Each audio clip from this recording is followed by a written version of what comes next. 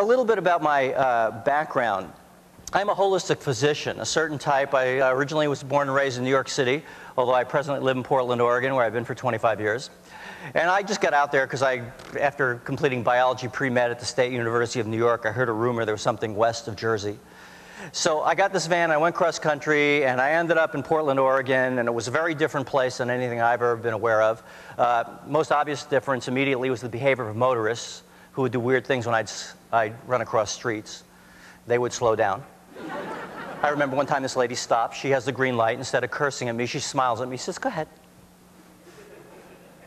That was the day I said, "Yo, lady, I ain't stupid." Two kinds of pedestrians, quick and dead. However, while I was out there, I heard about a type of physician that I have not heard of before called a naturopath, which I thought was a trail in a national forest.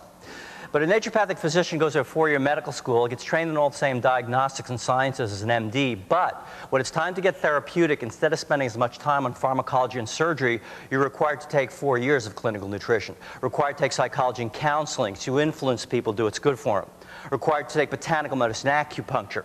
You are then licensed by the state as a general practice primary care physician.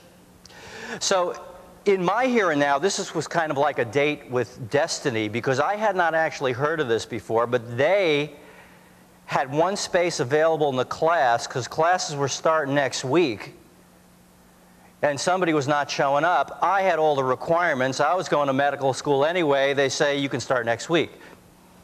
But there had to be a catch. And the catch was I had to drive to Wichita, Kansas.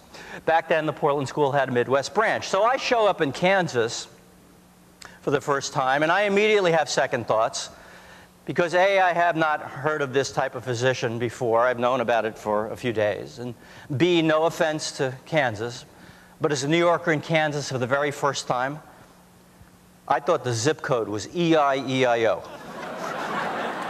And if I order espresso, I get my coffee faster. So I'm in this class, checking out Dr. Hulbert. I'll never forget, he starts like this. All right, future physicians, we're going to begin this year off with a very practical, very holistic, very natural treatment for body lice. Body lice. Works very good with children. You douse a child in 100 proof pure natural alcohol. You roll the child in pure natural sand. The theory is the lice will get drunk, throw rocks at each other, and fall off. And I said, where did I park? But I never forgot he did next, because if you laugh, you remember things. He draws two people on the board. He says, what you now see before you are the two kinds of disease in the world. We have horizontal disease, we have vertical disease. Now, in horizontal disease, a person doesn't function. Heart attack, horizontal. Bad flu, horizontal. What's good about horizontals, it gets your attention, you have to do something about it. Vertical disease is a different story. People will change their diet. Symptoms they've taken for granted for 10 years disappear. Before that, they were in vertical disease. Some could have arthritis, feel miserable, but they're functional, vertical disease.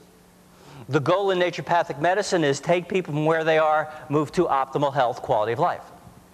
Now, I have found this model to be so useful in so many places. I mean, you can have horizontal and vertical disease in teams and companies and industries.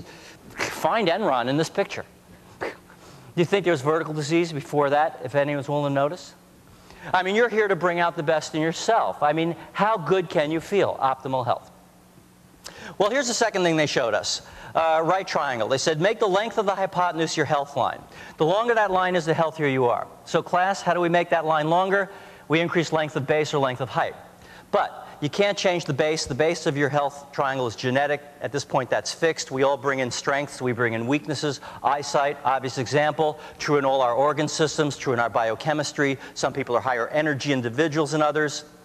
True at a whole different level. How many of you have children?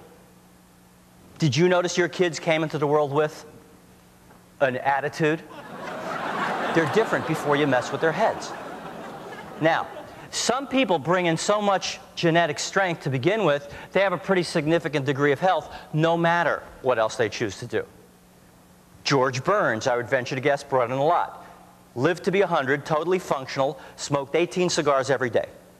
18 cigars, 2 martinis every day. When asked, then, what do your doctors say about that? He said, what can they say? They're all dead.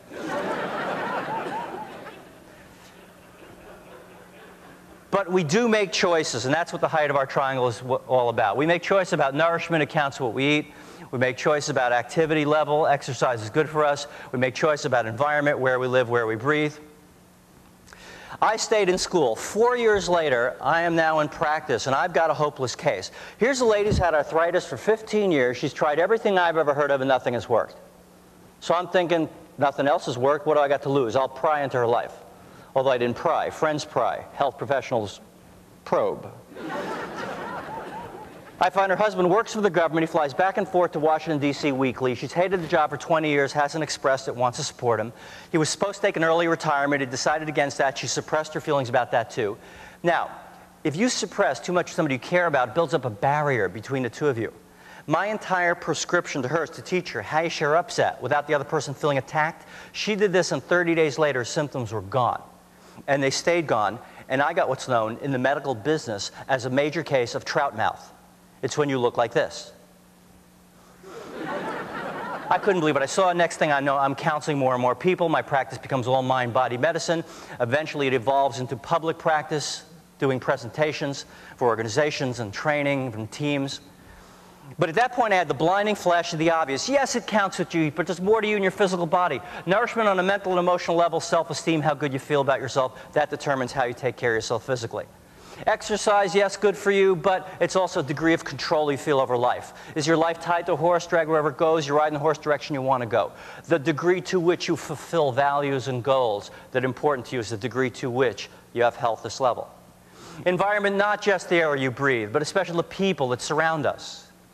Ever notice how a difficult person can pollute the environment? Today we're going to talk about this area of our health triangle.